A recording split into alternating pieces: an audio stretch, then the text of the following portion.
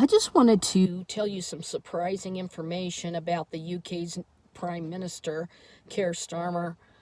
And this is going to come as a surprise to a lot of people, but the Detroit Jewish News wrote that the UK's Prime Minister, Keir Starmer, observes Shabbat, supports Israel, and vows to fight anti-Semitism. Well, this is really surprising, but it says that Starmer's wife is Jewish, and they're raising their kids as Jews, and Friday night dinner is sacrosanct. And for the first time ever, 10 Downing Street, the official residence of the United Kingdom's Prime Minister, is home to a practicing Jewish family. This totally stunned me because I had no idea that, he even cared anything about Israel or anything to that effect. And giving the rebellion that he's causing, it's really kind of a shock. Starmer's wife, her father was born to a Polish Jewish family that arrived in England before World War II. Her late mother converted to Judaism. Friends call her Lady Vic, but she's intensely private and has avoided all press despite her husband's political triumph. The Starmers are fanatical about maintaining their teenage children's privacy, including keeping their names secret. Their son's name, Toby, did get out, but their daughter's has not been disclosed. How observant are the Starmers? Starmer has called Shabbat a rock in the week, describing Friday night dinners with challah and kiddush as really nice and really special. The Starmers belong to the liberal Jewish synagogue in St. John's Wood in London, which describes itself as an inclusive, diverse, and egalitarian community. They're raising their kids to recognize the faith. He said in the past that he avoids Friday night events so he can spend the evening at home, which drew criticism from the outgoing Conservative Prime Minister Rishi Sunak and from the Conservative Party. What has Starmer said about anti-Semitism? Starmer made fighting anti-Semitism part of his platform, and he's criticized former Labour leader Jeremy Corbyn for Corbyn's positions. Corbyn once referred to Hezbollah and Hamas as friends, though he later backtracked, and he has supported a boycott of Israel while downplaying the rise of anti-Semitism during his years heading the party from 2015 to 2020. Starmer even briefly suspended Corbyn from the Labour Party after Corbyn dismissed a report that found Jewish Labour Party leaders had been mistreated. I can't tell you how disappointed I was that morning in the response of Jeremy to the report, Starmer said. It fundamentally cuts across all of the work that I had put in trying to make sure that we could do the right thing by that report. Starmer pledged zero tolerance for anti-Semitism in the party and said, "I think we can make up for lost ground." Where does Starmer stand on Israel? Starmer has said that some of his wife's family live in Israel, but thank God none of them were directly affected by the October 7th attacks.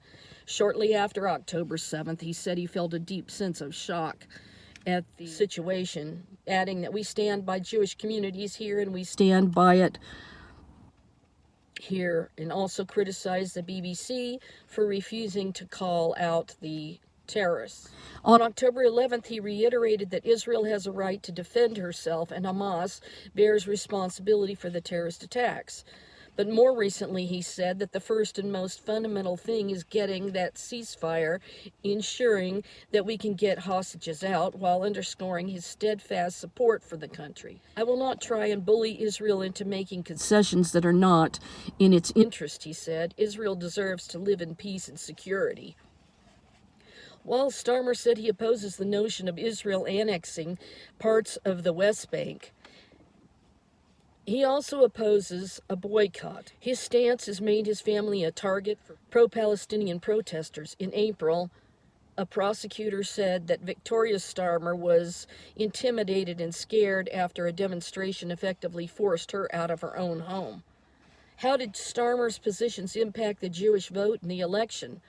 Pre-election polls predicted that 46% of the UK Jews would vote Labour, compared to 30% who would vote Conservative. So now just let me say that they're calling Starmer a traitor, basically, because he's trying to take England back into, like reversing Brexit and trying to take them back into Brussels, into the EU, and undo everything that's been done. So there's a huge rebellion against what he is doing. And interesting that he is, considered to be a liberal Jew with his family.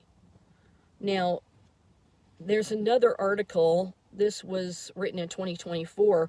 I know some of these go back a little ways and things have developed since then. And there's a lot of things that Keir Starmer's done that have been very controversial. And trying to take them back into that globalist agenda is very frightening. But this article had said, I call on Keir Starmer to suspend arms sales to Israel and end Britain's complicity in the killing. This was by Zara Sultana. And it says, whenever I see the heart-wrenching aftermath of an Israeli airstrike in Gaza, a Palestinian mother cradling the lifeless body of her child, a refugee camp engulfed by fire, I ask myself the same question. Were British-made weapons used to inflict this horror?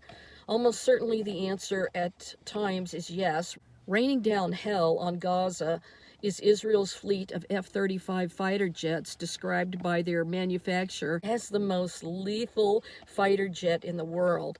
Each jet is made in part in Britain in a deal the Campaign Against the Arms Trade estimates to be worth £368 million. And this is just one example of Israel's use of British-made arms in its assault on Gaza. So I'm not going to go on with that article. I just want to let you know that Keir Starmer's coming from a liberal Jewish background and his family's observant as a Jew. So he's not a Jew, but his wife is a Jew. So he's raising his children as Jews. And I think it's kind of interesting that the Sanhedrin in Israel wants to have supremacy as the world Supreme Court eventually, putting their king on the throne and having a one-world government with a one-world religion and trying to take England back into a globalist situation is exactly what he's trying to do. So this is some really interesting information that I thought you should know if you don't know. And, I'm just trying to keep people informed about the situation and how it's developing. So, shalom for now. I will see you in the next video. God bless.